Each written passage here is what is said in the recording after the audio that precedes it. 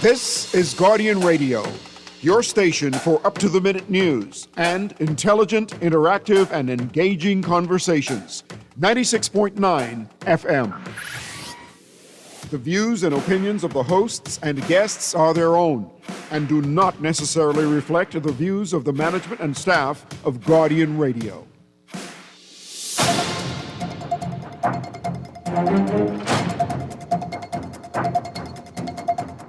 Guardian Radio Today is brought to you by Bahamar, the Free National Movement, and Printmasters.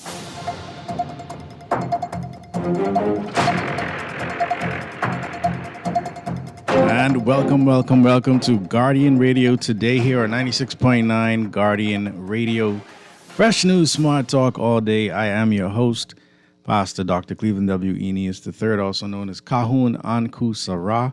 It is my pleasure to be with you on this cool, yes, I'm happy to say cool, Tuesday, the 11th of the 11th, the 11th day of the 11th month. Happy to be here with you. Our telephone lines today is 323-6232, 325-4316, 325-4259, of course, in the family of violence, 242-300-5720. Text line is powered by BTC, and it's 422-4796. Of course, we are streaming live on GuardianTalkRadio.com. We're also on Cable Bahamas Channel 969 or BTC Flow Channel 612, and we'll be with you up until the 4 o'clock hour. Today we have our special guest, Dr. Rudy Rudolph Tinker. My brother, how you doing today, man? You're breaking up a little bit. So as he gets it. Say Coke, but Coca-Cola. Okay, now we can hear you clearly. Sorry, how you doing? You know, I said I will. Yeah, you got to say Coca-Cola. I ain't want to get shoot out of the water. No. I ain't want to get shoot out of the water. Yeah, boy, like a square grouper. Yeah. Yeah, you know, anything with more than one engine ain't a fishing boat anymore, they say. Wow, my Lord. You're a drug runner. My Lord. How are you, man? You enjoying the cool day? Weather changes up pretty nice, Listen, I'm very much enjoying it. I was praying for this from must be around July. Now let's hope if BPL lower the electrical bill now that you should be burning less AC at night. You know, during the day. We gotta watch that. That would be a wonderful turn of events. We gotta watch it. Yeah. They probably did say, you know what, y'all are used to paying high bill. We ain't reducing nothing. They may be getting greater profits. Who knows? Yeah, man. So on Tuesday, you know, we from time to time we bring in Dr. Rudolph Tinker to discuss some of the pertinent issues, facing us in the nation. I know one of the things that we discussed, Brother Tinker, was this nurse's suspension. Yeah, and I think, I don't know if it stemmed from our hot conversation on the hospital. Boy. And the lady decided, you know what, I'm fed up. Let me record something and show something. You know, in the U.S. after 9/11, they said if you see something, say something. Yeah. Well, for those who may not be aware of it, Miss Pearl Williams, a nurse of 44 years, was placed on a 10-day suspension pending an investigation by the Public Hospitals Authority, also known as the PHA, after she publicly appealed to Prime Minister Philip Davis to address pressing issues plaguing roofs and rodent infestation. Okay. Dr. Tinker and I had a very good conversation a couple of weeks ago where we talked about these issues and more. And so, like you say, maybe she was inspired by that conversation and other conversations that have been taking place. And apparently, she was suspended. They say she broke a confidentiality. Let me see if I find it. She was in breach of the Confidentiality Act. All right, interesting. I don't know all the rules of the PHA or the hospital, but they have a Confidentiality Act, and she supposedly breached this act, and so she was suspended for 10 days. we've had the chairman of the Free National Movement, Dr. Dwayne Sands, who also was a former minister of health. He also spoke out against this suspension, along with the current minister of health, Dr. Michael Darville. This has been a problem now through both administrations. So this is not a new problem. And I just think it's very sad that we have such a very adverse relationship with truth. You know, the fact that they're going to suspend or have suspended her, and there's a shortage of nurses, okay, and she's a veteran nurse. It says a lot. What say you, Dr. Tinko? Yeah, let's address a couple issues before we bring the public in. And this is one of the issues that I texted you last night, said I wanted to address because number one, as a nurse, anyone in the medical professional, they have a duty. Yeah. And in many cases, that duty to protect and support life and a safe environment for patients, in many cases supersedes whatever memorandum that the hospital has. Because they have a duty to protect life. Okay, so if she's been doing this for a long time and would have seen all this nonsense and decide, and even as a Bahamian citizen, because let's take a look at what she's doing. She's not making rumors about anybody. Right. Okay? Right. And she's not giving out information or medical records about a patient. She took it upon herself as a nurse, a medical practitioner, a Bahamian citizen, and just a concerned individual to execute this or report this to the highest authority in the country, because I could guarantee you this is something that she wouldn't have done willy-nilly if she didn't understand that if you go to HR and you make a complaint to them, it ain't going nowhere. Because the hospital couldn't get in this state if people were complaining and HR. So obviously we got to this position because there ain't nobody doing nothing. And if she took it all the way up to the chief diplomat, the chief legislator, the chief appointer, the Prime Minister of the Bahamas, how did it get from him back to the hospital for her to get suspended without the Minister of Health knowing about it first? Wow. So did he sit idle and allow the suspension to happen and then take to the radio when the opposition say it was wrong? Now he's saying it's wrong, but guess what? The woman's still suspended and we have a shortage of nurses. It's just ridiculous. And you suspend her to investigate what? She showed you a video. Yeah, it's close. There's nothing to investigate. That's the end of it right there. That's the end of it. He, like I said, she ain't talking nobody business. She's not giving files out. She's talking about the condition of the hospital that directly affects her patients. Let me say this, because you brought up the pledge, right? I want to just say this, and then I'm gonna let you continue, right?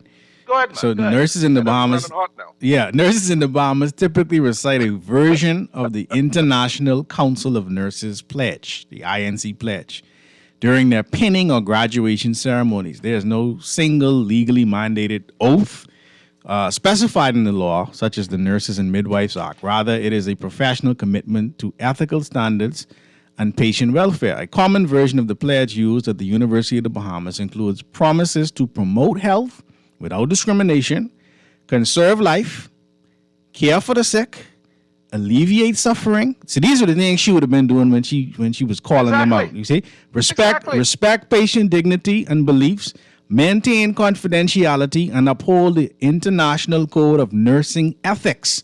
This pledge serves as a moral and ethical guide for professional practice, similar to pledges used in other countries. Go ahead, my brother. I just wanted to put that out there because you made a very good point. I'm glad you did it. Yes. I'm glad you did it. And like I said, she ain't talking nobody business. She ain't say, boy, I just see Roll come in the office the other day and he full of sickness. Stay away from him, gals. Right. She ain't do none of that. No. She did it in the interest of patients coming into that place. Yeah. And for her to get to that point, to send it to the top fella in the country, things got to be bad. Mm. And like I said, she probably seen over the woman. The woman been working there longer than I almost. Right. I was a baby. She probably was. She was in the hospital when I was born. I know that. You know what I mean? You know what I mean? So she was there a long time. So she done see some things that have transpired over 4 decades of her career. And I just want to tell her, wherever she's at, I salute you for doing that for 40-something years. Yeah. And that's a long time. And I hope the government gives you a good retirement. But a senior nurse that would have come and given this information should have gotten the Medal of Honor. Yeah. To go out of her work area, to go to the Prime Minister and deal with this, but yet they now flip the script, suspend a woman, and now Prime Ministers and current minister want to come and say the suspension was wrong. But yet the woman's still suspended. And yet the conditions still remain in the hospital. I mean, you cannot have the only institution to preserve health, which is a part of governing, which is a part of a democracy principle, is to provide good welfare for your citizens. Because if you don't do that, you're sacrificing the new generation of people that's going to overtake your country one day. That's going to be a part of the system. And we're not taking care of them because the only place the average Bahamian could go to and could afford to go to is PMH. Right. This place is supposed to be pristine. Right. Right. You understand? You the last conversation we had, you know what the people were saying over the comments. Well, listen, making it up. I got some text coming through right now. Let's see. This text that says, as a nurse working for PHA, I never signed a confidential agreement ever, and I do not know the mere fact that the mere fact that the PHA never quote the law. They just saying she break the law, and the union agreeing she break a law is disgraceful. PHA used this to discourage others. Well, at my graduation in 1990, we said nothing. Wow. This is what that...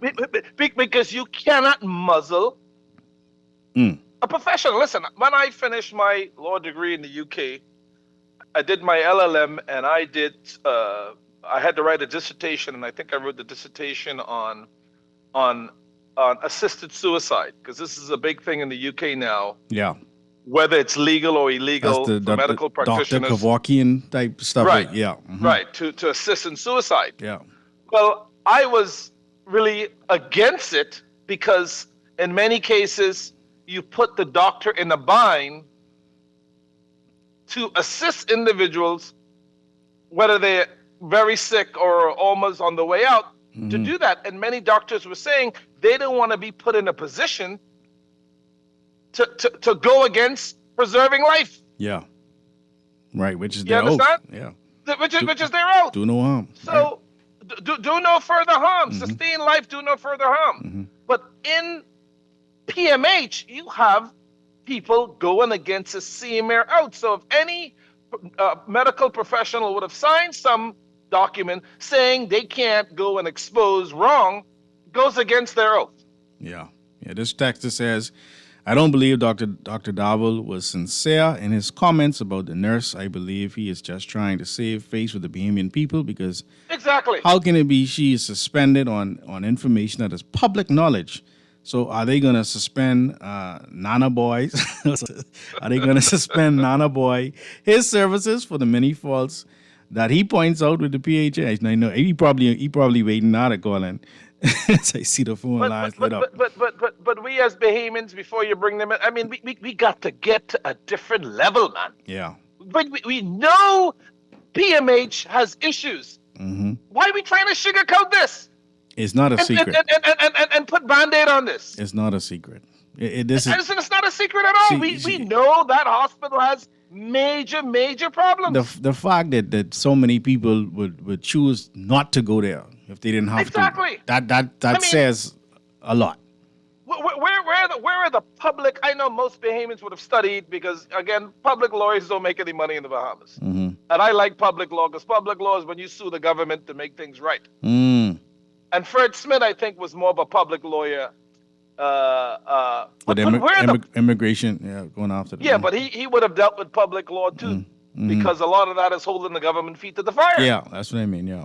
But where are some of these public lawyers to do some pro bono work, to go and challenge the government on maintaining? Listen, if the government cannot manage PMH, then make it private and subsidize Bahamians to use it through a national health plan where the government is subsidizing it directly. Yeah.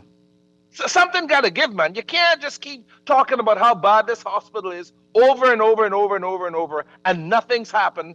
No new health minister of health comes in and does nothing because they really can't do nothing, because if the prime minister, who's the chief of the executive branch, doesn't give the funding to the minister of health to do what he needs to do, then he can't do nothing. He's only a mouthpiece.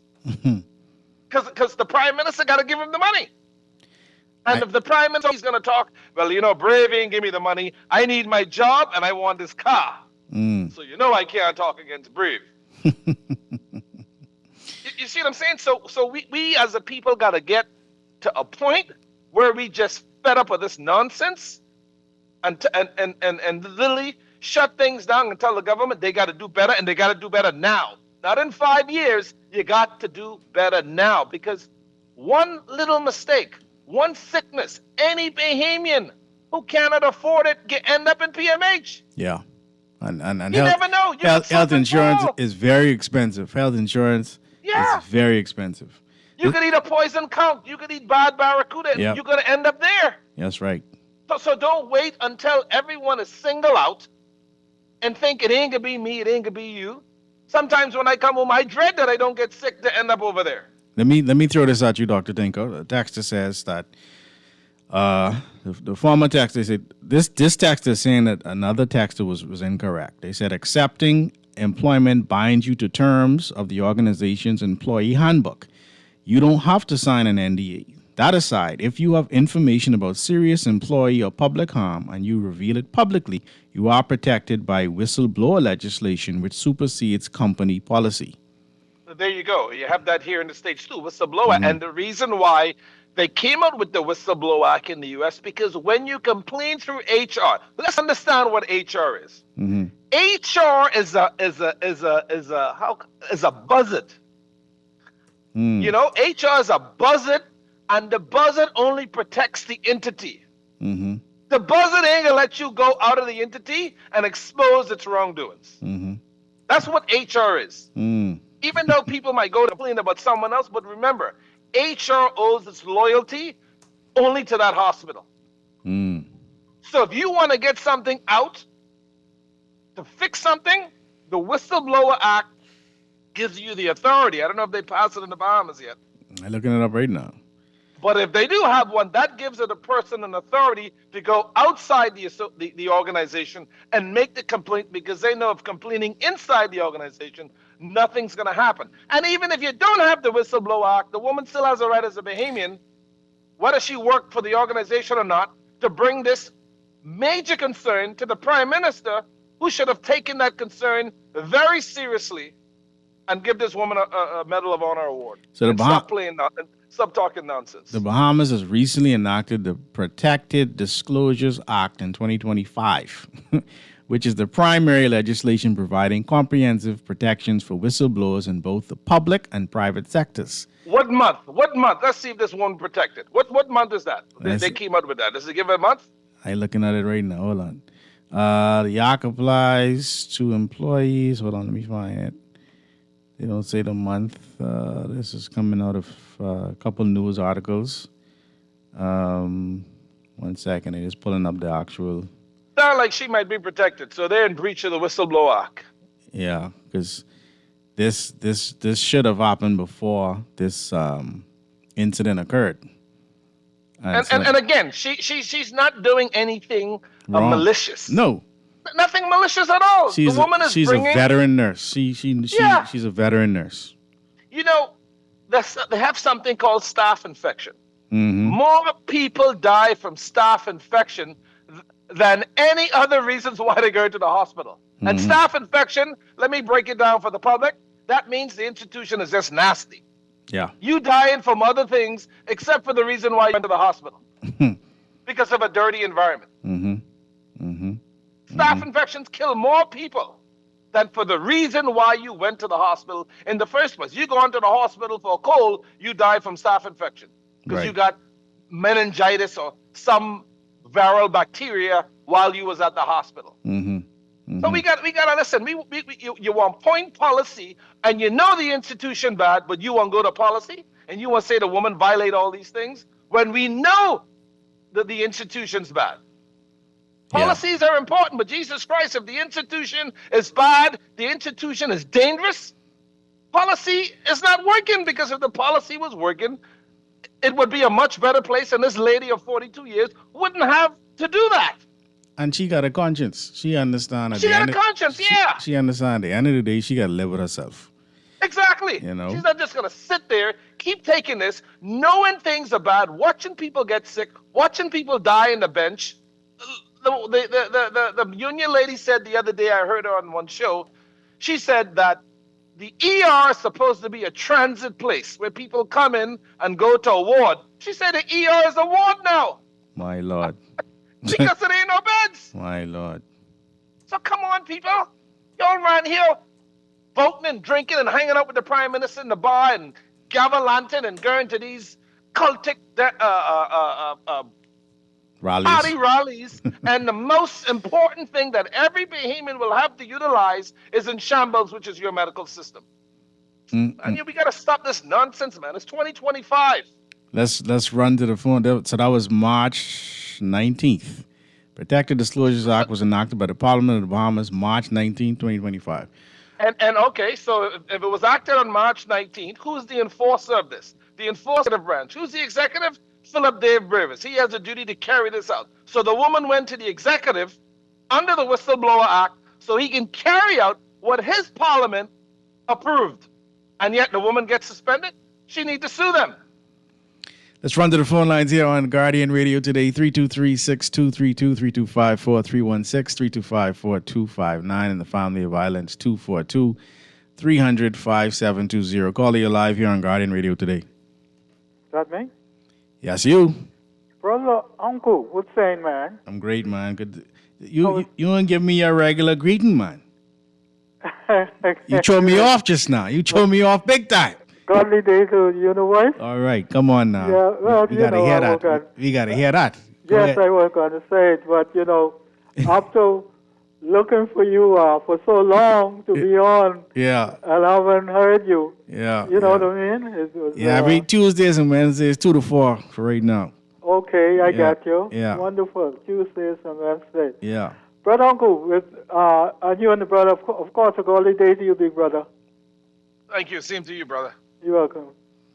And thank you. Brother Uncle, speaking of the nurse at the hospital, right? Somebody's supposed to pay her restitution and plenty money. Because they dragged her name being dragged all through the mud for no reason. Yeah. For doing the right thing. For her doing the right thing. Yeah. So something got to give. Yeah. And I wouldn't want her to give up. I'm not acquainted with her, but I wouldn't want her to give up. You know what I'm saying? I pray not. I mean, she's working in that space. This is no different than what we had a couple of days ago. So we're confronting the port area, where they didn't feel like they were being treated fairly. So people are not feeling treated fairly on their jobs, and they're speaking up. Yeah, and some months ago, right, I've heard of the water in which were leaking in the hospital and up on the one of those wards. Yeah. I wonder what happened to their maintenance staff. Listen, there's no excuse. And I sure the maintenance staff ain't just sitting around their thumbs. You need supplies. You need to be able to do what you're supposed to do. If you're the maintenance worker and you don't have materials, what you can do? They should have speak up. They should have. You know, we don't know what really happened. No. But go ahead. You were going to say No, something? go ahead. I listening. The hospital need to put into somebody's hand would know about helping people and who wants to help people and who wants to make it better for the Bahamas and wherever else. Anyhow, brother, thank you and give the family my regards. I will, my brother. Dr. Tinker, what say you? Listen, again, we're not in the business of producing doctors, producing nurses, producing engineers, et cetera, things that a country need to strive and survive. So a lot of us go abroad to get these experiences, hoping to come back home to try to make the impact somehow. So you could talk all you want. We have internal issues in the hospital, whether it's lack of obviously it's lack of funding. Okay? Seems like for 40-something years it's been lack of direction. Because I don't know who these board that could sit there idle, call these big titles, collect whatever they get paid, and yet they know the conditions people gotta the work. conditions they're in, and their organization is a terrorist. Let's run back to the phone lines here on Guardian Radio today. Call you live. Hey, great show, usual uncle. How you doing? I'm great, man. Yeah, man. Good to hear you. Hey, quick question, right? I don't see what's the problem with the nurse, right, and why she was reprimanded and punished for what she did, right? Because there ain't nothing she said that the public didn't already know. Exactly. We know the hospital nasty. Let me ask you a question. From you know yourself, right? The first thing when you go on PMH, what's the first thing you do? You cover your nose. The second thing you do, you kick the door open with your foot because you ain't want to touch it because you think you might dead. We know the hospital ladies. No one wants to go there. The prime minister don't even want to go there. He didn't go. So what you do? No, You don't think say he don't want to go there. He didn't go. he went somewhere else. Why you think he went there? You don't think that man got common sense? Yeah, boy. You don't think he will live to see another day? And that's the perception. You see, whether true or not, that's the perception. That's the case. But Yeah. that's the perception that with PMH has a stigma attached to it. Yeah. I don't think that it's never ever going to get that stigma away from it.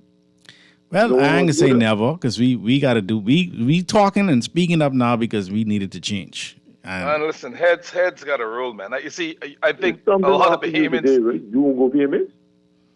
No. All right then. You being honest. Yeah. I But mean, like I say, you know, not that they have bad doctors or whatever, but that's just the perception around PMH. no, you have Just great has a stigma doctors and attached. great nurses. You have great staff at PMH. But you can Yes, because many of the doctors, they are doctors who have privileges in PMH and at doctors hospital, right? So it's not about the doctors or the nurses. They're very good at what they do, but the conditions that they have to work in, that's what that nurse is talking about. You understand? Let's take the next caller here on Guardian Radio today. Caller, you live. Hey, good day, Uncle. How you doing, man? Good day, Sir Tinker. Good day, sir. Yes, sir. Yeah, hey, we continue to see the same thing going on in this country again, right? What our administrations or administrators, sorry, should be more concerned about, right, is that the condition of the hospital. But it appears that everybody is only concerned about the truth that was uttered from the lady what works there. Right. Right? And that, I mean, that's such a sad position to be in as a nation, because what did that says to other industries in this country where people them are facing similar issues but too afraid to even say anything for the fear of the said victimization what was dominating and controlling and still marching up this country today. You know, it's a sad place to be when the only hospital, the oldest possibly hospital in this part of the world, right? Almost 70 years old or old And all our leaders them could do is make they can make the issue to the point where it's not a concern of the actual Right. about the Right. condition. Like everybody knows, and like it's been said again, everybody knows that the hospital, our only hospital, our national hospital, is garbage. Everybody knows that. Does So for does these Princess people to go Margaret after know that? woman, right? Yeah, I was just going to say that. We need to contact King Charles Yeah, and say, listen, yeah. man, you need to get your aunt hospital off. Yeah, yeah. Get a Yeah, name man. off of this hospital. Yeah. And take Princess Margaret off the name, because even King Charles should be ashamed to have Princess Margaret with what a name with killing all his citizens. Yeah, So have a nice day. yeah, my brother. This tax is just quickly, and I want you to respond to this too. They say, good afternoon. My question is, whose confidentiality was breached? Nobody. We covered that. Nobody. But you see, one of the biggest things that because I'm sitting here and I'm really disgusted. It's the fact that it just seems that everyone down there is complacent with this. Complacency is very destructive. It's like, oh, it is what it is. That's just. Yeah, I mean, like, you can't. It's like more people need to come out. Whether we need to get a petition going and demand that every person who sits on that PMH board, including the CEO, all these, they need to be fired immediately, man. Because obviously they can't be sitting in there doing the same thing and ain't nothing getting better.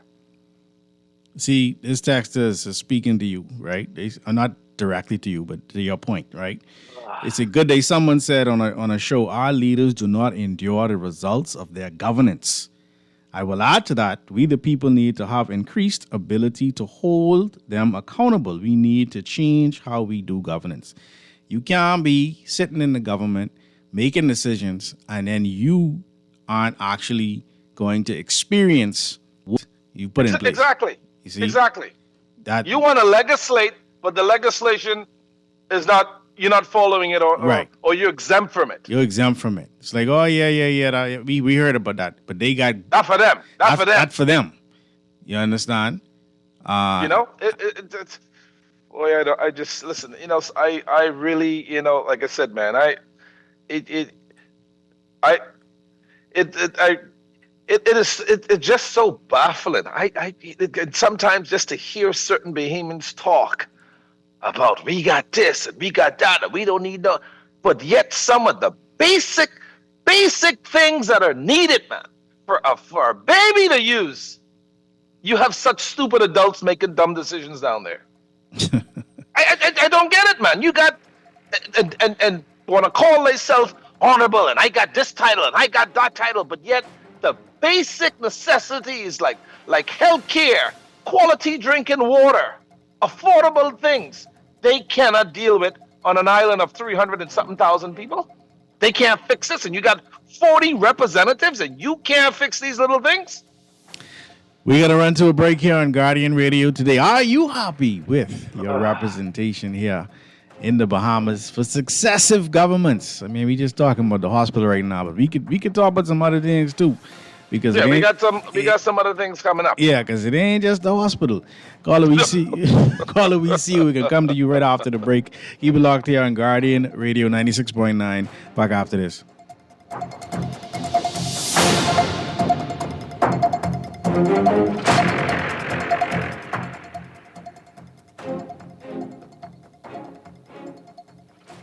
Beulah gal, can you believe this? We are now the patrol queens of the neighborhood. We now large and going on in everybody yard. What about that gun that we know that Junior and his homeboys just ran out? Can we report that too? Of course we can. But we could be in deep trouble if they find out. We need to report what we see, Beulah. When you call Crime Stoppers, they just answer your call in Miami. So then we can report everything? Guns, where they hiding the drugs, who shoot who part of which gang, or who disturbing the peace with the loud music and the motorcycles. Then our neighborhood will be the best in the Bahamas, and everybody gonna want to come live here. And then our house price will go up, gal. So what we waiting on? What's the number? If you see something, say something. Let us all pitch in and stop the crime before it's your time. Call 328-8477 from Nassau or 242-300-8477 from the Family Islands. Or text us through the Crack Crime Bahamas app. Stop the crime before it's your time. Step inside the John Baptiste Jazz Club at Baha Mar, where the rhythm of the islands of the Bahamas meets the soul of New Orleans. Every night, the lights dim, the music swells, and the air fills with that unmistakable energy, the kind that makes you close your eyes and just feel. Savor signature cocktails, curated small plates, and live performances from world-class musicians, all in an intimate, artfully designed space where every seat has a story. Whether it's a romantic night out or a spontaneous evening with friends, this is where you want to be. The John Baptiste Jazz Club, only at Baha Mar. Reserve your table now at bahamar.com/jazz club or through the Baha Mar app, because every evening plays its own tune. If you come from the island, you know nothing is more important than family. I am Brian Brown, and the people of my neighbors and friends, I'm asking for your vote to be your next MP. I believe in showing up all the time, not just election time. So on November 24th, vote F&M, because this time around, we are going with Brian Brown. Paid for by the Free National Movement. This is Guardian Radio 96.9 FM. Fresh news, smart talk, all day.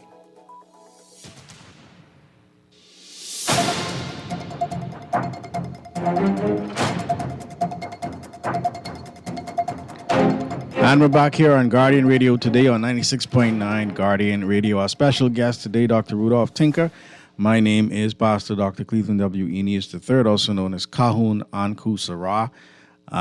We've been discussing this issue with a veteran nurse being suspended for speaking the truth, basically.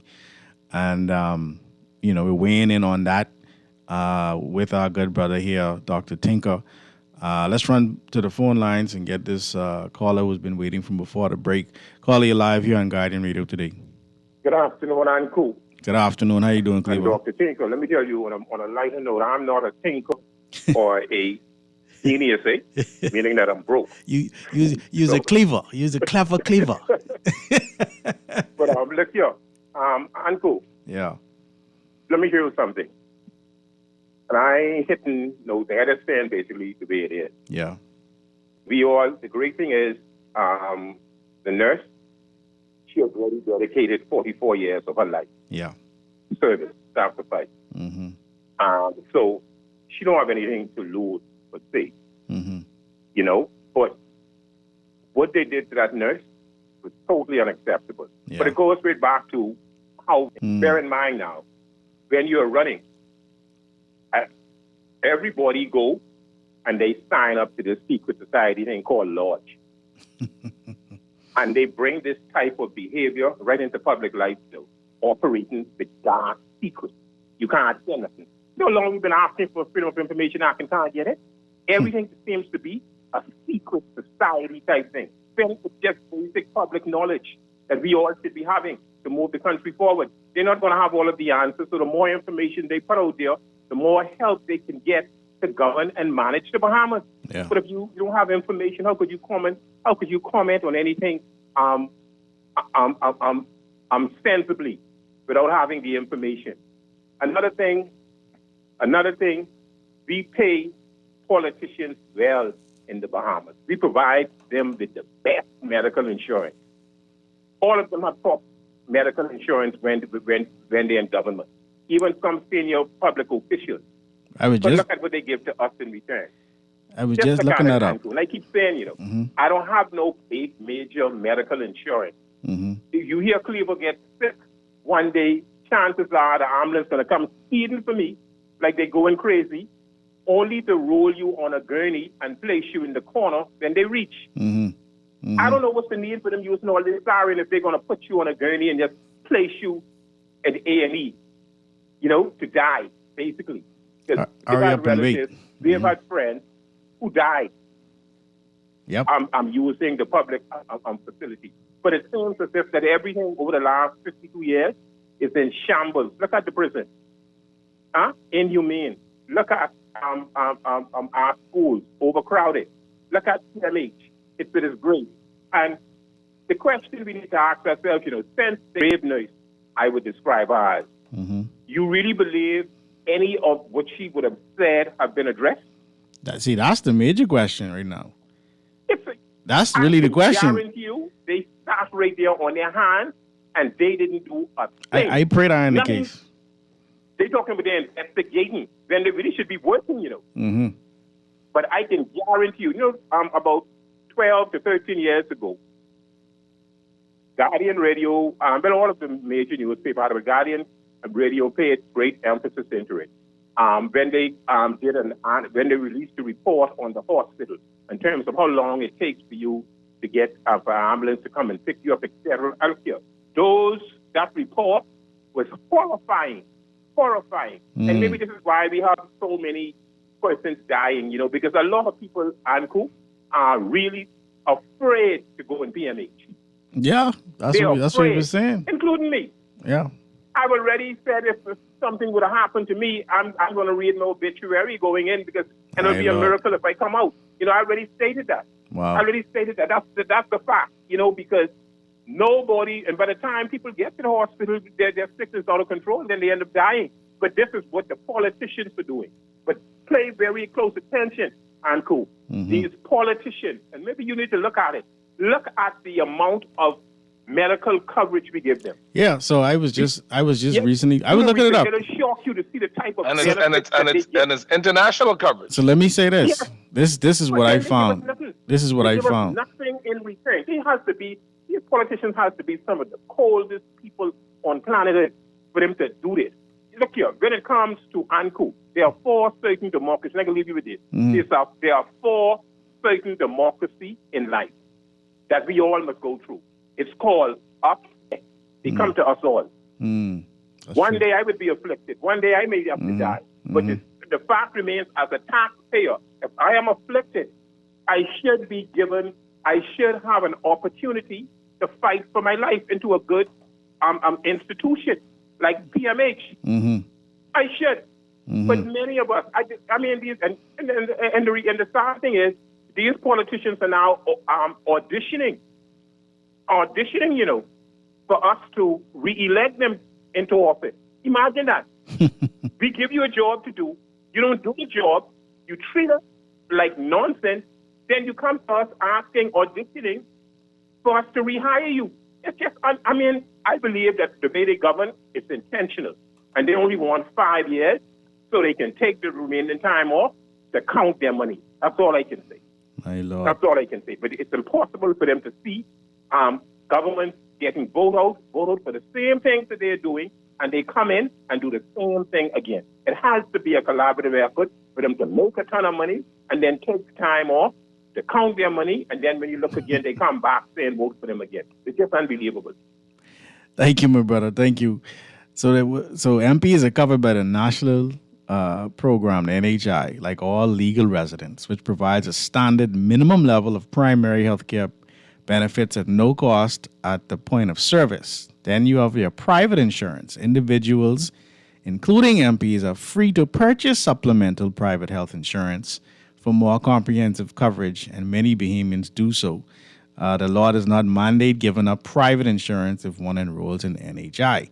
Now, one of the recent current dialogues, a public discussion and debate was involving the former Prime Minister, Dr. Hubert Minnis. Better health benefits for parliamentarians, especially after they leave office, suggesting that current provisions may be insufficient or cease upon their term ending. This indicates that a comprehensive government-provided private insurance scheme for sitting and former MPs is likely not a standard established benefit currently. So they complain and saying it ain't enough, right? And they need more. And then when they lose their seat, whatever they getting, they don't get no more. So this was back in April of 2024 when this discussion was taking place. Yeah, Tinko. It's just amazing. But did you see that article that you guys put in the Guardian about this Bahamian lady that wrote about why there's a brain drain in the Bahamas? Oh no, I have to look for it. Yeah, but there's some article that she wrote about talking about why there's a brain drain in the Bahamas. But the thing that was in The Guardian, I think they did a full editorial on it. And I'm bringing this up, which has to do something with the same thing we're talking about here. But the thing is, with this article, it wasn't even an article, actually. It's an excerpt from her PhD. I'm trying to get her name. I don't want to knock the PhD, but the whole thing is here with this is that we already know why many Bahamians don't come back. So it's not a new phenomenon. Right. But the problem is on this article that she posted, that she did her dissertation on, and what you guys ran with, is the fact that she never blamed the institutions for why Bahamians don't come back. Bahamians want to come back, Dr. Michelle Simone Rensher. There you go. Yeah. Right, there you go. Right there. It's the fact that for highly skilled Bahamians to come back and integrate in them.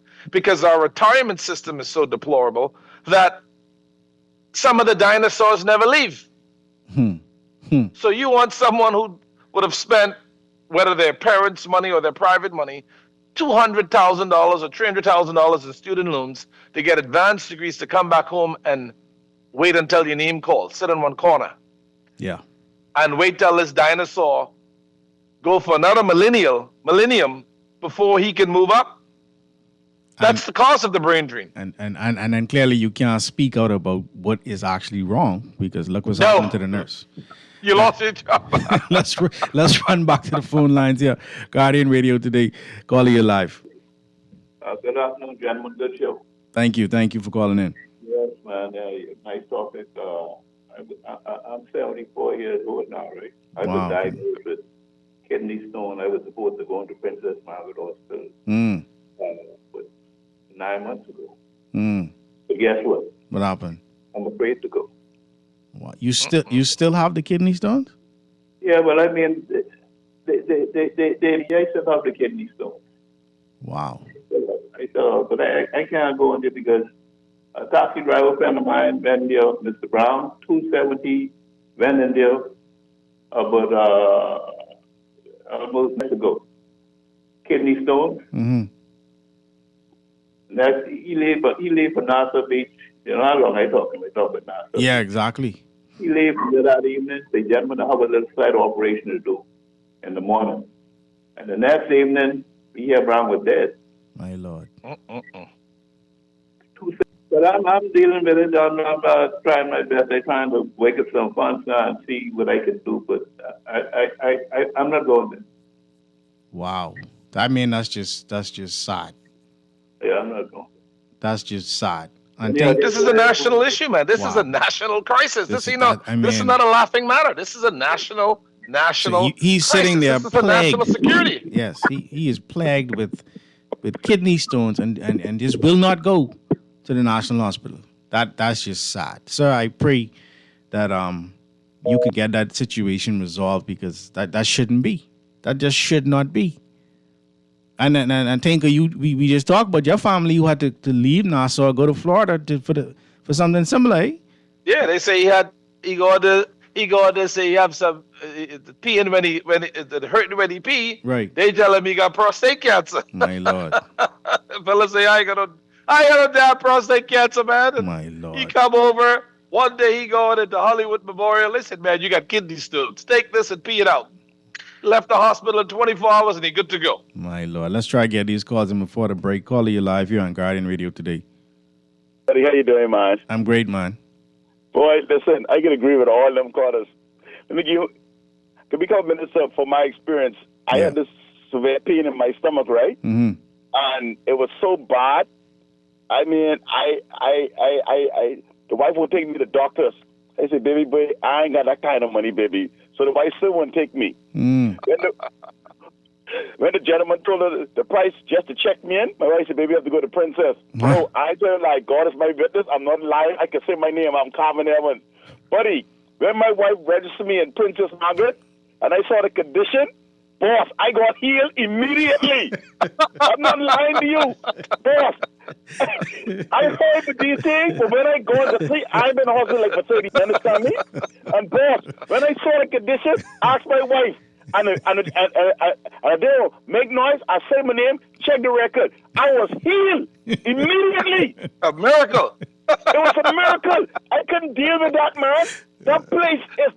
Look here. I see that if you want to die, go in there. My Lord. Seriously. That's how bad it was. I was healed, and I ain't got 6 cents. So your stomach stop waiting right away. Another thing I want to say, I think Bahamians, I think that we are too relaxed. Now, my family members say it's too radical, it's too this. Sometimes our politicians, they think they know us too much. I always tell my family members, if we could be like 30% like Haiti and 10% like Jamaica, trust me, these politicians, they'll be afraid of us and they'll do what we say. But you see, they know us. They know all we do is talk on the phone and we ain't hear nothing about it. But we start rallying, piling up to their house, piling up by House of Assembly, and to see, they don't fear us. That's the main problem. Trust me, guys, they don't fear us. That's why they do what they want to do. Would they ultimately... In Australia, hold on, Mr. I just wanted on Australia. The politicians, they so messed like ours down here. The people, you know what they did? It was clean. They got a dumpster. And they throw him, as he's going to the House of Assembly, they throw him in a dumpster. We need to be radical. I didn't say violent. We need to be radical. And that's what I want to be careful of. I don't want people to be incited to start attacking our politicians. But no, I don't want... Not violent. But I hear what you're saying. Accountability. Accountability. You have a good day, buddy. Love you, man. Appreciate you, my brother. Love you too, man. Listen, I understand the anger. Go ahead, Tinker. They're so busy to survive That's real. because there's so much stuff that's going on in the country.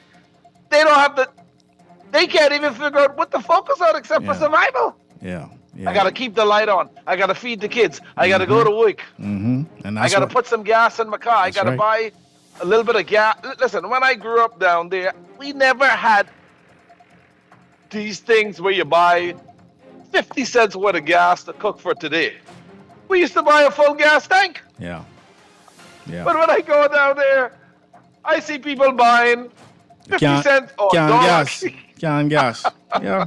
And I'm not laughing at this, but this is what the government has brought Bahamians to. You can't buy a tank of gas. That's right. You got to go to the store to buy 2 eggs, 3 pieces of bread, and a slice of sausage. Or you got to go on the side of the street to buy $2 breakfast because the government has taken you down so low that you cannot afford to miss a day of work. And on top of that, you still got to hustle to survive. Tinker, we can run to this. Man. We can run to the break. This has been going on now for a long time, so I know all the government's basically responsible. All of them. But let's run to the break here on Guardian Radio today. We're going to be back with our special guest, Dr. Rudolph Tinker. My name is Pastor Dr. Cleveland Natus III. We're back right after this.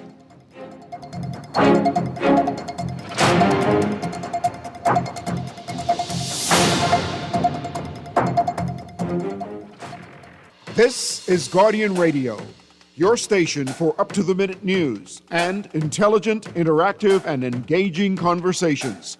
96.9 FM.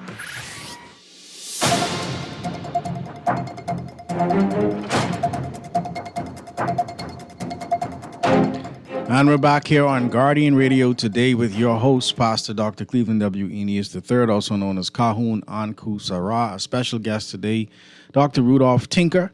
And we've been having a lively conversation about some of the realities that are facing us regarding our public hospital. And a 44-year veteran nurse who was suspended for speaking out about the realities in the hospital. I just want to clear these phone lines quickly because someone was... Okay, Dr. Tinker, I think you got to join back into Zoom. So give him a chance to do that. And while he does that, let's just take the next call. Caller, you're live here on Guardian Radio today. Yeah, what's going on, doctor? How you doing, man? I wanted to say both doctors, but you say Dr. Tinker ain't in right now. I think he just dropped out. He coming right back in. Mm-hmm. All right, but piggyback right on what y'all was saying before that break. Both governments, man, if it's a rodent problem, a mold problem and a leak problem through both administration. I mean, how long does it take to get that dissolved, man? Who is in charge of maintenance? Who was it? She said she had these issues to them over and over and over, and they ain't getting resolved. And how come heads wasn't rolling? And I agree with Dr. Tinker, man. Someone needs to be fired. Yeah. Because, I mean, the PHA, what the problem is, money, the treasuries take too long. Because you could get an exterminator, or they give him one little $3,000 contract and let him bait up the whole of the hospital yard and everything. But you need them set a box where the rat get trapped inside, because you ain't want to stink up the way they eat them poison and die all over the place and stink up. And you have the person coming and checking them every 2 days or every day or so. Someone coming with a roof contract, and someone with, like they say, bleach could clean more, or let a janitorial company come in and clean. You got to take 2 administrations to do that. Let me ask you something. If Jackson Memorial had them 3 light issues, how long do you think it'll take them to dissolve those issues? I don't think it'll be very long. 5 days probably the most. Yeah. They get their contract on Monday, and think by Friday they have their checks in their back pocket.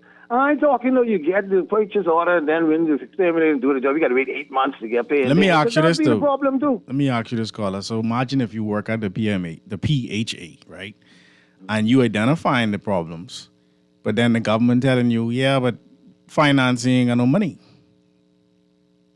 Where does that leave PHA? I'm just throwing it out there. Yeah, but PHAs get the biggest budget. I think the bigger than education, eh? And they get the biggest budget, so they should have money to do these things, man. In 2025, with 12 million tourists coming area, we ain't get the money to kill rat, and a couple of rats and fix the leak in the roof, and get a janitorial company to clean more. And see, over to administration, like 7, 8 years, you complaining, and nothing happening. That could frustrate you, man. And it is illegal and wrong for what they do, though. It is wrong for that, man. Because they're encouraging people to be... For the fiscal year 2025 to 2026, the Public Hospital Authority was allocated approximately $247 million in subsidies by the government to cover the operating costs of Princess Margaret Hospital, the Rand Memorial Hospital, and Sunderland's Rehabilitation Center. So that can't handle it. And we have a Ministry of Works board, then they should have an in-house people do great jobs and things with young people. They should have an in-house carpentry and masonry like that too, just for maintenance round the clock. I think for me, clean up and freshen up. Yeah, I think it's just a matter of care. You know, right? And leadership, man. Because if I was a minister, and like I just out in the public, I even never supposed to reach my desk anyhow. Because too much permanent secretary and directors and deputy directors and things underneath me. But if I hear about that, I'll jump on that right away with my minister's power and get that deal with. Yeah. And that'll make me look better, and then just for my people, them and things too, man. So I'll use my power. That's what y'all put me to be paying y'all big money, like the people in the Texas, I'm saying, man. We paying y'all to do y'all working for us, man. So if y'all ain't doing your job, y'all need to be fired. All right, boss. Yeah, my brother. Thanks for calling. Yeah, I mean, at the end of the day, you know, we got to speak up and we got to ask questions, right? The PHA typically allocates a significant portion, around 80 cents of every dollar of its budget, to salaries and benefits for its medical and support staff. So there you go. Let's run back to the phone lines here on Guardian Radio today. Call you live. Thank you for being alive as well. Yes, sir. I feel as though the government just don't have the money. Well, if they're using 80 cents out of every dollar for salaries and benefits, you can't fix the roof and the as you may be able to if you allocated more towards that. You only about 20 cents out of every dollar is going towards fixing the problem. So obviously their priorities are misplaced. Well, there you go. Okay. Big time. But you know what puzzles me? And Welcome back, Dr. Tinker. For quite some time. Why can't I get information as to how many persons are born in the Bahamas that are not documented? I mean, they're born to persons who may not be Bahamians, but you can't get that information from the hospital. Why is that a secret? I mean, that seems to be a big secret. And now we have, coming up soon, we're going to have this, and I hope the FNM is watching this, we're going to have this biometric system now for you to vote, because I've been hearing that persons are being fraudulent passports, and they're going to look legit because they have, on top of that, does the FNM have access to the system security design of the biometrics? Are they asking for that? Are they insisting that they see exactly how you can get into the software and manipulate it? Because, fingerprint scanners can be bypassed using lifted prints, just simple gelatin molds. I mean, are we on top of this? Because I do not trust the PL. I don't trust any government, actually. But this particular government, you can clearly see they can't be trusted. But you know what's going to be so sickening? Bahamians are going to vote them right back in again to get more of the same. It appears as though we just like to be punished. Watch and see. But I feel as though what's going to happen on the 24th is going to be a shaker. And I hope persons could just, look, Bahamians, if you don't like what's going on, even if you're PLP, that party, greased by that party, then I would suggest you continue doing Let's see, that's it right there. See, you ain't got to go no further than that. That's the greasing. See, the greasy poll in Fox Hill, that's a joke compared to the greasing with what's going on right now in silly season. I don't even think they're using regular grease. They're using used motor oil.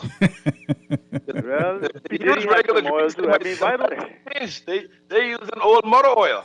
Oil, they think the people mingy. They need no good grease. Use old motor oil on them. I tried climbing that greasy pole before, boy. That's an interesting experience. I would like to see the politicians attempt that too, and so we could really see how slippery they are. Anyway, thanks for taking my call. Yes, indeed. Think of your back. But I think what we should really do, I'm going to set up a poll on, I forget this thing, and I'm going to send it to you and see if we can put it on Survey Monkey or something like that? Survey Monkey or certain form to get, a petition. No, okay. It's true, like a GoFundMe petition, but we're not looking for money. We're just going to create a petition to see, and we're going to phrase a question on what we want to do with PMH. And I think we need to come up with this question. Either we want to fire all the heads at PMH and replace them, or gut PMH and redo it. But I want to come up with a question and put out there so people could sign this petition, see how many signatures we get. This should be on the voting on the voting block for next year. Well, we could try and see what people say. Because see what. Let's get to the bottom of this, because it can't continue, man. It can't continue. See, so there's a site that I'm trying to pull it up properly, but it says PHA desires to continue working closely with healthcare unions. This is a September 18 is the date on. It's on a government site, but this is where they're talking about 80 cents of every dollar allocated to the PHA, 80 cents of every dollar of its budget to salaries and benefits for its medical and support staff. I mean, you can't run a hospital up to 20%, man. That's a big part of why things are the way they are. Right, and then, like I said, another thing the government must develop is a proper retirement system. Mm-hmm. Because if you're maxed out and your staff become top heavy, then ain't no money for supplies and upkeep. That seems or you increase the budget, or you increase the Bahamian contribution to PMH to use it. But you can't have a top heavy staff and you want to run the hospital of 20%. Either the people at PMH got to be willing to accept a payment, an income freeze, or, I mean, I don't want to put the pressure on them, but we really need to do a forensic audit on how that hospital run, because maybe certain people needs to kind of go on to retirement now. Well, I mean, totally maxed out. To see how the doctors were striking recently and nurses, they talking about they ain't getting any money, so it can't be because they getting paid a bunch of money.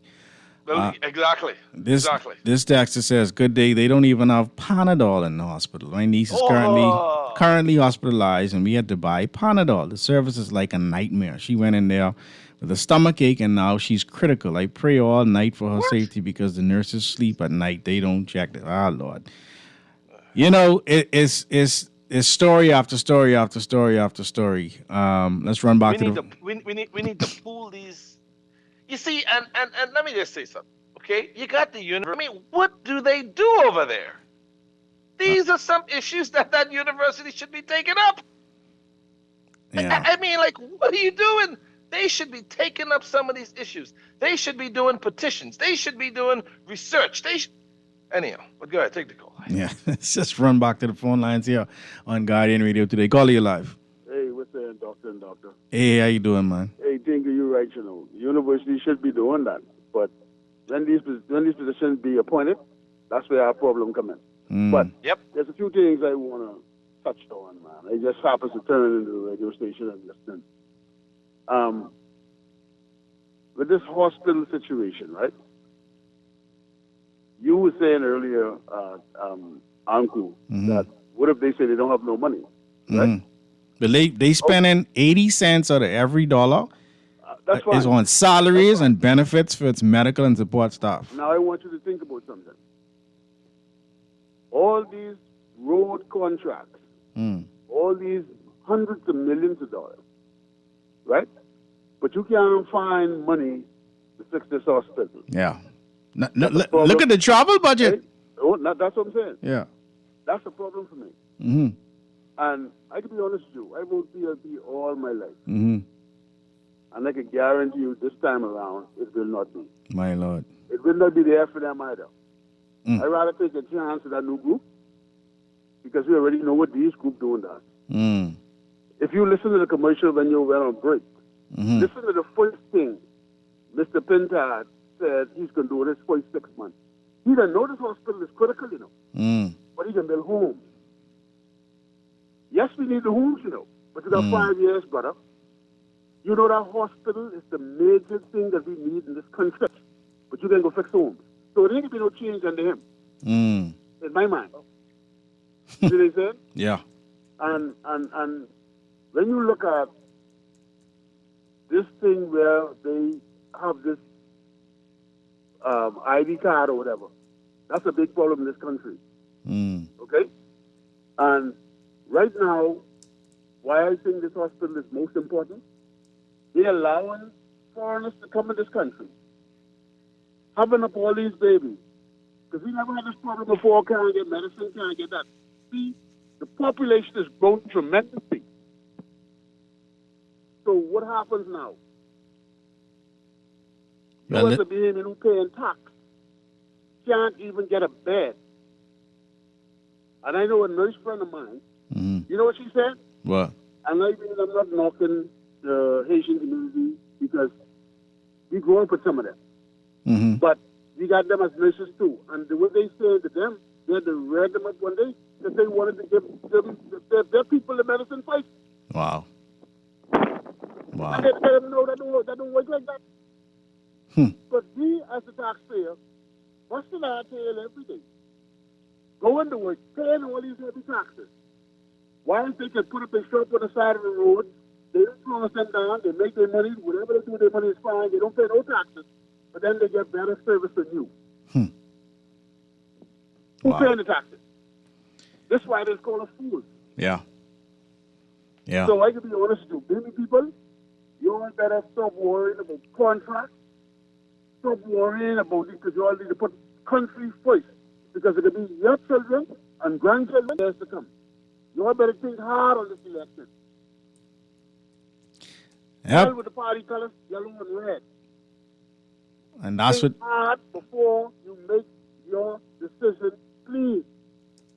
Because if you look at it, this ain't the road with Finland paved. These guys can get another road and head me back where we came from. In my mind. Yeah. Yeah. Strong point, Mother. Strong point. Yeah. Strong point. But does it resonate? Does it sit in? Does it sink? Again, I think the citizenry is so busy trying to stay afloat. I think they like the Mako shark, or just like a shark. Yeah. Everything's bouncing off. Yeah. Nothing's penetrating. Yeah, Nothing's penetrating right now. People are in survival mode, man. They're in survival mode. They can't think about nothing else. Yeah. Yeah. And it's by design. It's by design. If your citizenry is not interested in the progression of your country, you got to be doing this intentionally. You got to be making it so hard for them. I mean, I tell you, the 90s and the 80s, Bahamians people have a lot of pride. You would never see a Bahamian person on the side of the road cutting grass, talking about picking up trash, talking about doing some sidewalk contract. No way. You wouldn't, especially women. You wouldn't see that. But that's how rough it is now. That's how rough it is. But that's what the governments have done to the people. The people didn't do this. The people didn't choose to build sidewalks and pick up trash around the country and lobby the government. The government found another way to be lazy and innovative. Because I can't create jobs and I can't bring jobs in the country, I can give out contracts and bastardize the country by giving out contracts. Don't know what a 2x4 is from a 1x4. What I see in this country is that the people who have access to getting the contracts are doing that and looking out for themselves, and everyone else got to fend for themselves. Exactly. And that's what's going on. Let's run back to the phone lines here on Guardian Radio today. Call you live. Good day, sir. How are you? I'm well. Thanks for calling. Good. Yeah, first time. All right. The whole ordeal with this matter, right? Mm-hmm. This Mason, etc. Mm-hmm. If I was had anything to do with this, I'd fire Dowell, right? It'd be the first one more. Mm. Okay? Lay him off, suspend him till the next 8 months, right before the next general election. Mm-hmm. And then if they win or if they don't win, that'd be a good way to get rid of him because they don't want him no more. That's all I got to say. Wow. And if you do that, you see, in these manifestos or any political organization, even be contested in a by-election, what are you going to do about PMH? Let the public know now. Don't give me no hocus pocus, sky in the dream, pie in the sky, I can build a new hospital. No, we can't wait on that. Right. How are you going to fix PMH right now? How are you going to allocate more money to PMH and more resources to fix this issue? Because all I got to do is pull some resources away and put the money in where it's supposed to go. Mm-hmm. Instead of all these little side contracts, bring all your contracts to PMH, fix every leak, fix every ward, bring more doctors in, and whatever back pay you owe the people, pay it. Bring PMH up to par immediately. Yeah. Don't tell me you're building us a new hospital, man. Because that can take the whole 4 years of your term, and then you can whole 5 years, then you can want. Yeah. That's only a dead promise. It's only a dead promise.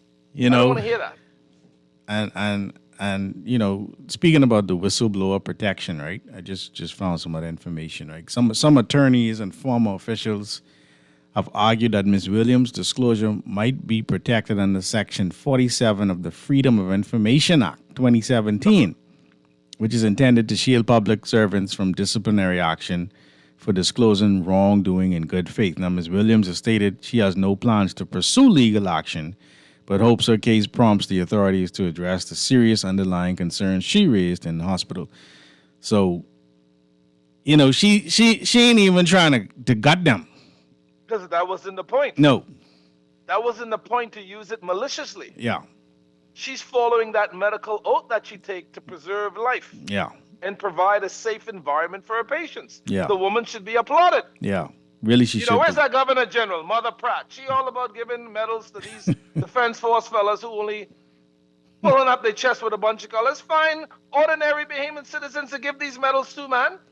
Yeah, she definitely is a national hero for speaking up. Let's run back to the phone lines here on Guardian Radio today. Wonder what medal we could give her. We need to petition for a medal for her. Yeah, they got the honors. We got to look through the honors. Let's see what honors we can give her. See what she could get. Let's run back to the phone lines. Call you live. Yeah. Hello? Hey, you're live. Go ahead. Yes. Good afternoon, sir. I'm just driving on here on oh Lord, I forget the Tony William Darling Highway, and I'm just tired of seeing big trucks who collect garbage in the containers. They go and they collect the container. Mm-hmm. And when you collect the container or the bins, you're supposed to have them covered properly that's so right. that you don't lose your cargo. That's right. Supposed to have a top.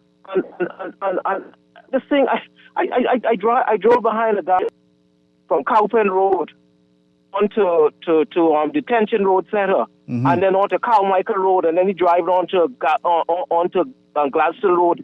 And it wasn't until we reached the intersection there by JFK, half of his cargo he lose on that journey. You're lucky the place container ain't fly is off. filthy, man. Wow. So You're lucky you had the container strapped properly. I know, right? Did you get the license plate number anything? I got the license plate number, and I usually get the license plate number, and if they have a sign on the truck, but he doesn't have a sign on the truck, I would call the company and say to them, that's what I did the last time, and I said, truck number blah blah blah is just it doesn't make no sense. It doesn't make any sense to go and pick up a container and then to lose half of what you just picked up along the trail. It's just stupid. It doesn't make any sense. Yeah. But besides the trash flying off, I was projectiles can fly off the other day. I had to your take some windshield. stuff to the dump too. Had them properly covered, and as soon as I turned onto where Bahamian Paint used to be on Torrington Highway, going on that section, I was surprised. I met officers on that side by the workers union pulling folks over, and I thought, boy, I say, wow, I couldn't believe that. But did they stop the truck? yeah, they had persons there pulled over. They had about 2 or 3 trucks pulled over on the side, but not covering. They had the cargo, but they didn't have it covered. And I think there is a that's law good to know. that says that you have to cover your cargo, man. You have to cover your stuff when you're taking it to the dump. But I just wish we do a better job, because the streets are littered. Just disgusted, man. I just hope we could just fix that. Just deal with some just smaller, really does big damage. Yeah, I bet you, caller. You could call, the Road Traffic Department is the primary agency responsible for enforcing road traffic regulations and vehicle inspection, etc. Their numbers are 604-5426 or 604-5402. There's also a complaints unit for general complaints related to the public service vehicles and safety concerns. Now, I know some of them, they're private vehicles, or they may have government contracts, but for the complaints unit, it's 322-7623, 322-7623, or that's 322 Road, ROAD, 322 Road. Just remember that, 322 Road, whenever you're all seeing that. Thanks so much, caller. Yeah, I think that was a good point there, because I see them all the time, with stuff uncovered, or the container, loose pallets on the back of the truck, loose this, loose that. But, those are part of the many things that need a little bit of enforcing. So thanks that he did say the police was enforcing it close to the dumpster. I was happy when they come in to see that they were on tarp. But, there's only so much, with the resources you have, you could use, and hopefully you utilize them in the right way. But another thing I want to bring up before we sign out today that I heard. Yeah. That was, that I was thought about is the people were talking about the issue of Sabas running in the next election. Yeah. All right. Now, I don't have any. This is my take on this, because I've heard him spoken before. We were on a radio show, side by side, where he mentioned some things before. I heard him in multiple public sentiments before, and the only issue I have with that is that his position on it. What is his position on education? And his position on education is, look at me, you don't need education. Look at me, I'm a millionaire. Is that really his position? He said that multiple times. You multiple times. Okay, multiple times. I gotta see that. So no, you gotta ban it multiple times. He said it multiple times. He said, "Why waste money going to college when you should go into the working field?" So I have seen him say that the degrees of become like the new designer bikes. So then when you need dental work, or you need a heart surgeon, go find the dentist or the heart surgeon on Wolf Road or Cowpen Road and let them work on you. You see, because I look at it like this. 99% of the Bahamians followed what the government said when it come up to setting up certain enterprises that were considered to be illegal enterprises. 99% of us followed the law. 1% of us decided to do other things and profited from this thing, and then one day the government made it legal. But the 1% is already 1,000 miles ahead of the 99% who did the right thing. So the 1% now want to tell the 99% how to be a businessman and how to become rich. But the 99% followed the law. So we got to be careful what precedent we're setting when you allow an individual like this to now come in the forefront, run for government office, and legislate new policies. So here's because 99% of the population didn't follow in his footsteps. I got nothing against him now, but when I hear you. When you want to dismiss education and the importance of education, let me read. I have a problem with that. Let me read some stuff that I've put. Businessman and aspiring politicals. Now he's a ratified. Ratified candidate. Right, candidate. Right. He has a revolutionary approach to the education system to align it. Oh, really? Now he does. To align it with the demands of the current and future economy. So, right, this is a summarized view, right? Relevance to the economy. Bastian argues that the national aspiration for prosperity must be supported by an educational system that meets the workforce needs of tomorrow. He believes the current system has, in aspects, failed to equip citizens with relevant skills for a modern, globalized job market. Of course, he's big on AI, et cetera, right? He done talked about. So where you gonna learn AI on Wolf Road, or you got to go to college? Well, you got to go. You can learn AI. So that's why I'm saying he's not against education, but no, that's new because he's running. But before he was. So I'll find out. I'll find out. Footsteps. I'll find out when this was said. Before. Right? But this was said. No, man. This was said. Listen, I was a from 2015. That's going back 10 years and he's been saying that for a long time. So if he changes position, then I applaud him because he changed his position. Now, did he change his position now because he wants to run for office? But he doesn't really mean what he says? A different story. So he also emphasized on skills and vocational training, all right, empowerment and mentorship, innovation and technology. And then he talks about beyond academic degrees. He says, as a self-described college dropout, right? He does say this. Bastian has noted that college degrees only indicate a capacity for learning and that true knowledge involves more than just paper qualifications. I totally disagree with that. Yeah. So that's his. Totally that's, disagree. that's, that's yeah, his but words. okay. That's But let's his look. words. See, that is dangerous words. College, number one. True. Okay, and everybody's not going to be a college dropout. True. Okay, so you're telling me brain surgeons, the nurse for 42 years, and all these other people there, that what he's saying contradicts with professionals, lawyers, doctors.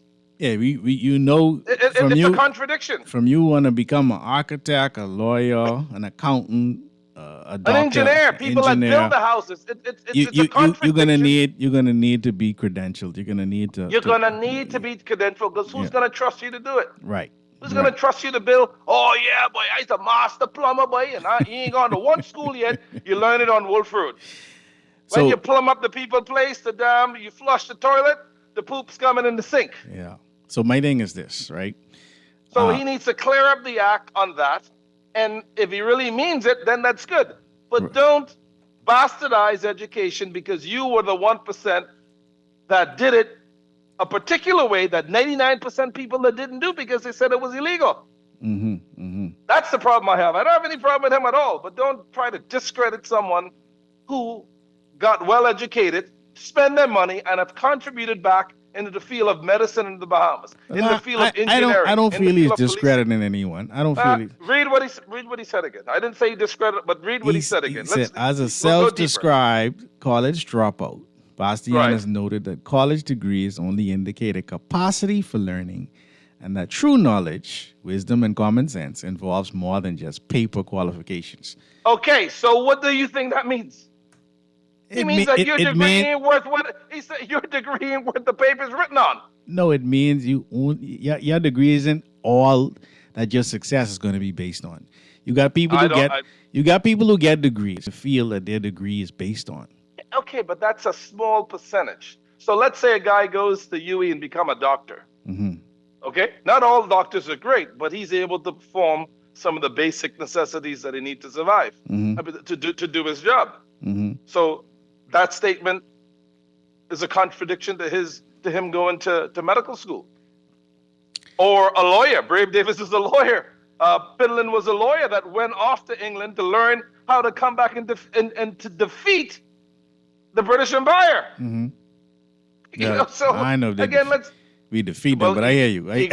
He became independent. Yeah. And again, it's a defeat because they were able to give him independence. Mm-hmm. But again, he had to go off and get himself educated. If you look at every former prime minister in the Caribbean, none of them fell off the back of the truck and went to England and fought for independence. They all went somewhere, learned the skill, learned how to beat the system to be able to move ahead.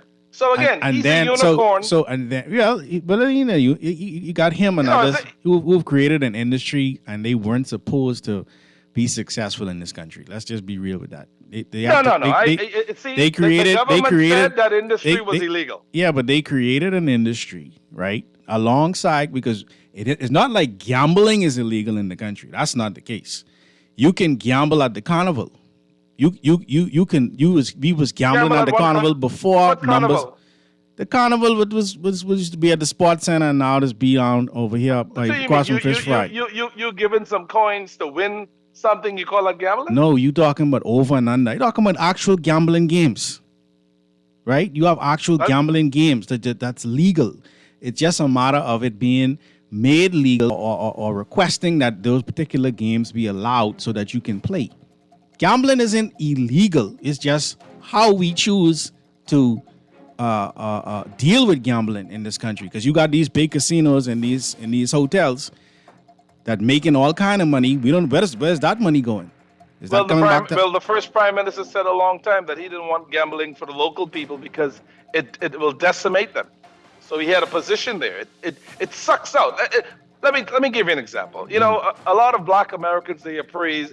A lot of them, they praise black drug dealers, or the Italian praise the mafia. And what do? They sell a bad substance to the community, bleed them dry, and then come give them turkey after they sucked everything out of the community. Gambling is an addiction, just like drugs. Yeah, it can be. So you put all of these things in the inner city among poor communities, with a hope that they're going to win or hope that they're going to get high, suck everything out, and then your contribution is some toys, some turkeys, some ham, some eggs, but you're sucking out 90% of their money. Casinos, if it was up to me, no gambling house would be anywhere in the inner city in Nassau. Nowhere. We're gonna run to the break. It has a ripple effect throughout the country. We're gonna run to a break. I can push back on you. We're gonna run. You can push back. Let's go. I'm a boxer. We're gonna run back to the break and come right back after this. Keep it locked here on Guardian Radio Today.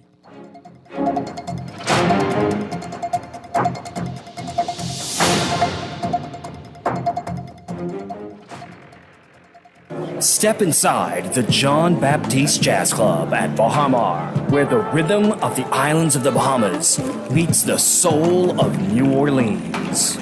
Every night, the lights dim, the musical air fills with that unmistakable energy, the kind that makes you close your eyes and just feel.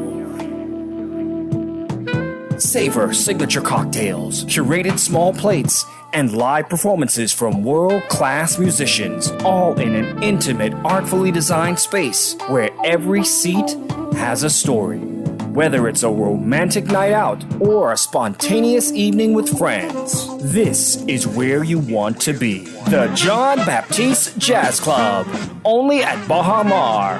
Reserve your table now at bahamar.com/jazz club or through the Baha Mar app, because every evening plays its own tune. Some people come and go. Others work for you every single day, whether through free classes for students or programs for the elderly. We've been building Golden Isles for years. while others waited for their time to shine. I'm Brian Brown, and I know it is something you earned.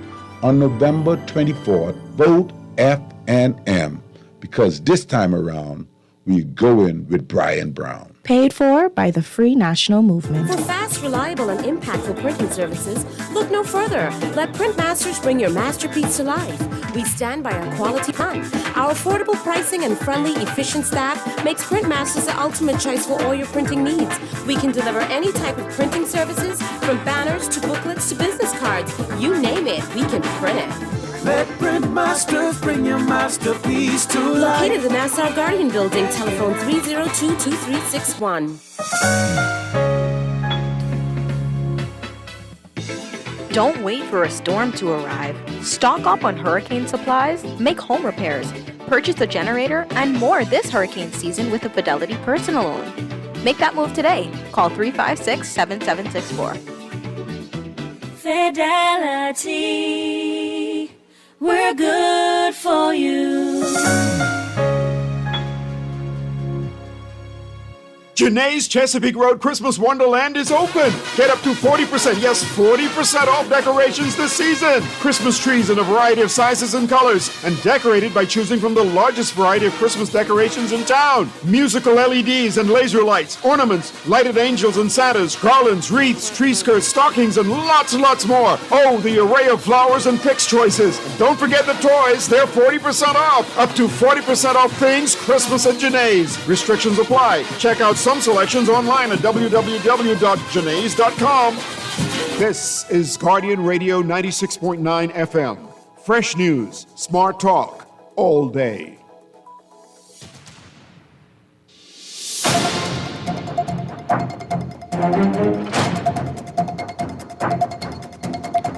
And we're back here on Guardian Radio today with your host, Pastor Dr. Cleveland W. Enius III, also known as Kahun Anku Sarah. Our special guest today, dear brother, Dr. Rudolph Tinker. And we've been having a lively conversation today. I'm really enjoying the conversation. We've been talking about gambling in the country and once a Bastian and why would he want to, some people asking, why would he want to go into politics? And Brother Tinker is saying, we as a country are setting, correct me if I'm wrong, Dr. Tinker, we're setting a bad precedent by allowing someone of his stature to run in politics. Is that what you're saying? No, not really. What I'm saying is that the fact that, okay, listen, he could run for whatever he wants to run for. I'm totally not against that. But again, what I'm saying is, I don't even think you have much less of a middle class left in the Bahamas. But a bunch of poor people. 99% of the people is following the law of the land the way it was laid out. This 1% decides to go around the law and do something else, and also has an issue with education. So how does it look when you allow him to come to the forefront now to call himself a legitimate businessman based on the fact that the wealth came from the tree of the I forget the legal term is, but the fruits of the rotten tree. The fruits of the rotten tree is how this money was obtained. Because at the time the money was obtained, it was an illegal enterprise. So they have families in Bahamian politics, right? That have the discussions around rum running, right? We can't keep going back to the past. I am just right or wrong. This is not a past because you have real estate, construction, Bahamas Hot Mix, shares in Commonwealth Bank, all coming out of this. Right? Exactly. So what I'm saying is, where do you draw the line? Well, that's ultimately the question. Where do we draw the line? And we also, I'm also putting on the table that you have an industry that was built by black Bahamian men in a system that wasn't built for them. If they didn't do that, if they didn't put their resources together and put together what at one point was an illegal operation, right? Them and their families would be like the 99%. Okay, so could we give an example of that? For they decided to go that route. What about the other Bahamians who decided to sell drugs? What about them? It was also illegal. But they were prisoning in jail. But all them ain't going to prison and jail. Okay. And some of them went into politics. Okay, so let's say, okay, you got a pass, you're now a legitimate businessman. Where do you draw the line so it never happens again? You draw the line at him? I don't think you're gonna draw the line at stopping any one person, right? Because it's a systemic issue. Right? If you're gonna fix the country, Anku, you got to fix listen, when you talk about fixing a country, you're never gonna benefit 50% of the population. Some people are gonna get smashed when you change things. That's what's happening now.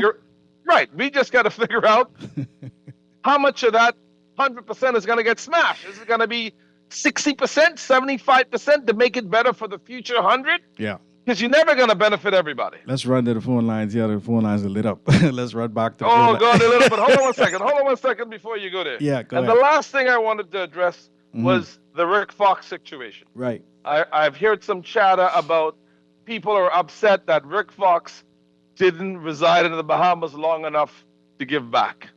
Or not really long enough, but to come say now if he wants to run. Now, my objection to this is, not objecting Rick Fox, is that this same sentiment that I've heard over the internet, I've heard on a couple radio shows, is a bad sentiment. Because when people have citizenship, if they are Bahamian, and they would have went abroad, did well for themselves, okay? Became an elite in another country, and people have issue with them coming back to serve at whatever capacity they choose to. I think we're supposed to welcome these people with open arms because they're coming with a different perspective. They're coming with foreign connections that no one locally has. Right. It's a plus for us. I went to Kingsway with Rick Fox. I went to Kingsway with his sisters. He ain't no stranger. He ain't just pop out of nowhere and say, "Hey, I have a Bahamian passport." He been around here. You understand what I'm saying? I know his parents. You understand? So that argument I don't fly. You know, if they really have an issue, they need to just say what the issue is. But it can't be that he ain't been here long enough. That can't fly. That's what's been floating around. Yeah, and I know. That's what keep a lot of the diaspora away. You want the diaspora that's been away, that's made a lot of contributions, who now wants to come back and contribute something, not looking for money, but to contribute something. Right. And you want them sit in a corner, sit small, wait till your name call and toe the long line. And this dude is probably over 60 years old. Hey, think, and furthermore, we all know the Lakers is a Bahamian team, so they need to just stop. Let's run back to the phone lines. Call you live.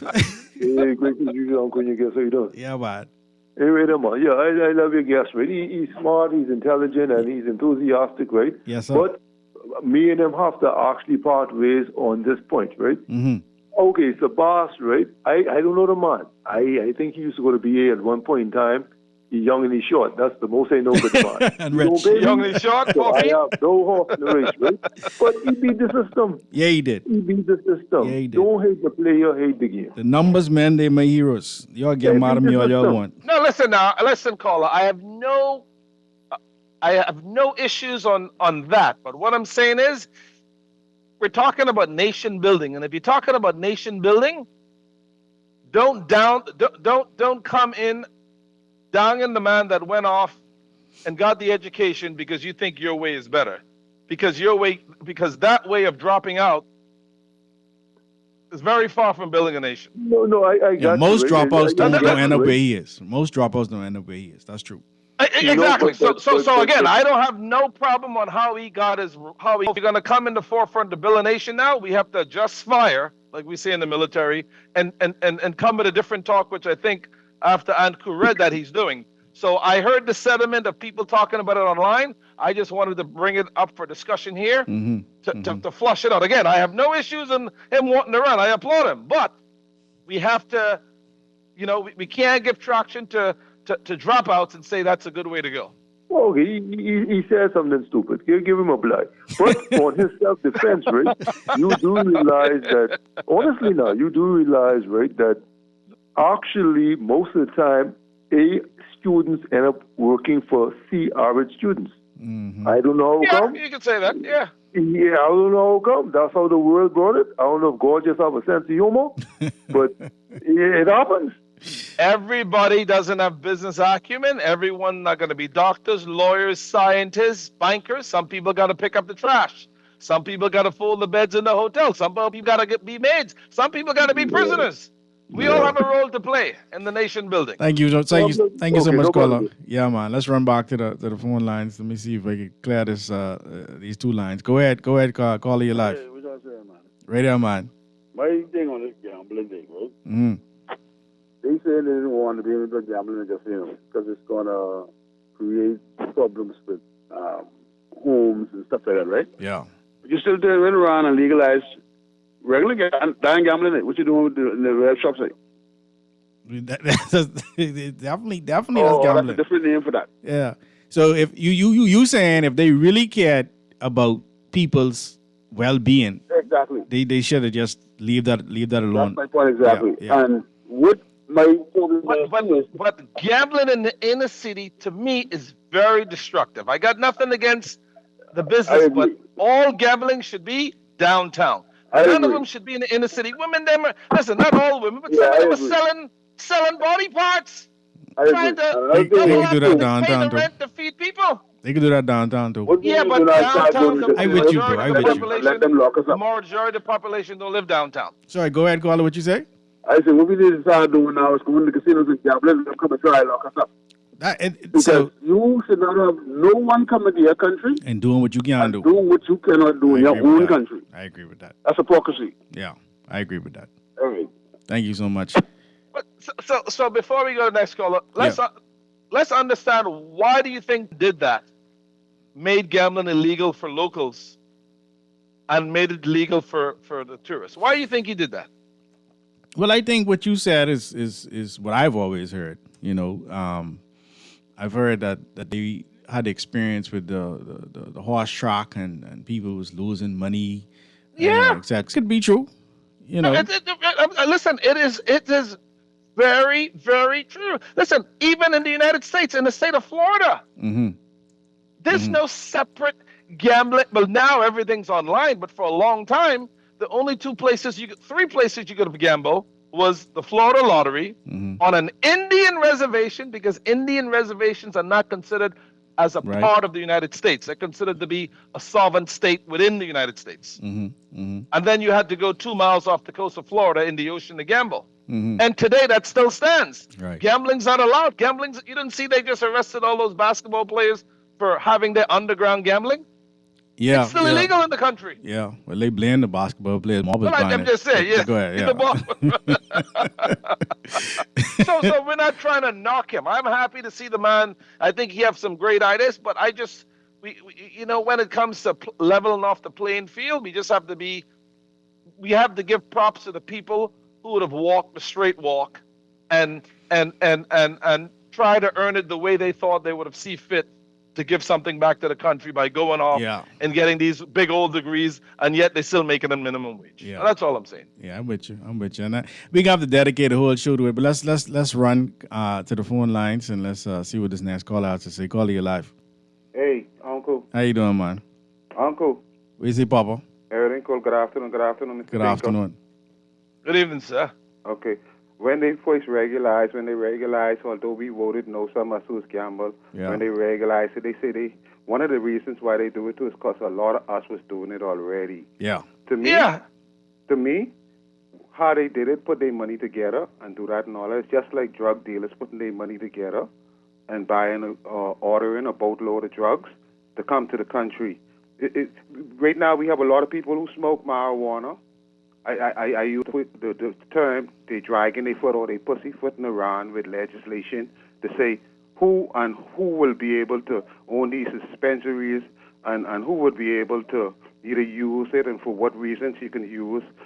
We talking about medical marijuana or persons for recreation use like the Rasidim and stuff like that. So how they did it, put their money together, howsoever they say it and open this industry, we ain't mad at them for that. But we don't see it as no different than the drug dealer ordering a boatload of drugs to come here. All is illegal. Mr. Tinker, last week or when you been here last, I had to tell you about used the word indictment, what the Prime Minister was saying. Just on the news today in The Guardian this morning, they was reading off where this police officer who was indicted, I forget his name, or just don't want to call his name, saying something about he going to sue the government because the way the commissioner fired him when he was indicted last year in December, it wasn't the right way, and he want back pay and all of this, but he's still being indicted. Could you comment on it, please? Thanks. I mean, the only thing I could say like that, I mean, if there's foul play on the way he was terminated, then I guess they have a union over there, and the union could show that he was terminated the wrong way. He has a chance to go after them, get his job back, and get back pay.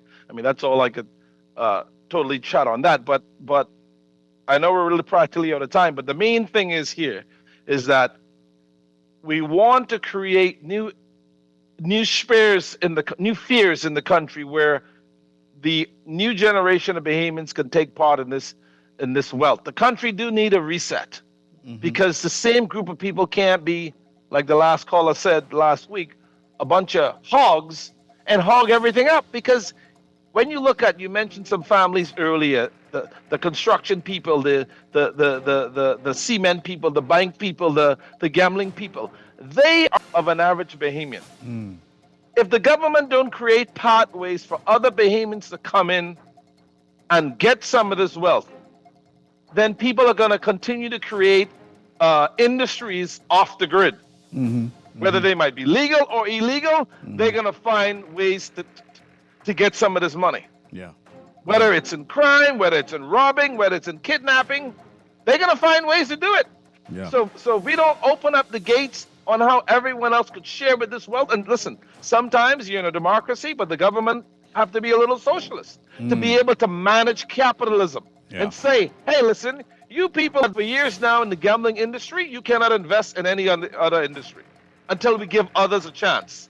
You people in the construction industry and the banking that has monopolized and have a hand in every part of the industry in the Bahamas, you need a cooling off period. Allow my other people to come in and get a taste of this. If not, you will never catch up, man. Listen, you will never catch up. I thoroughly enjoy, your perspective and the points you've brought, my brother. I always appreciate you coming on. And, we're going to have you back on again soon. So thank you so very much for your time. Our special guest today, Dr. Rudolph Tinker. This is how I donate back my yes, time. Sir. I normally charge about $1,000 an hour, but I'm My donating this to the Bahamian people. We're grateful for that, man. We're grateful for that. And I'm getting good feedback from your contribution. So thank you very much. Thank you. All very right, man. much. Good evening, Bahamas. Stay safe and see you next time. This has been Guardian Radio Today with your host, Pastor Dr. Cleveland W. Eneas III, also known as Kahun Ankusara. Tomorrow we're going to be talking about mental slavery. A lot of these things we talk about today is a result of mental slavery. Naughty and the Talking Heads are up next. Keep it locked here on 96.9 Guardian Radio. Fresh news, smart talk, all family.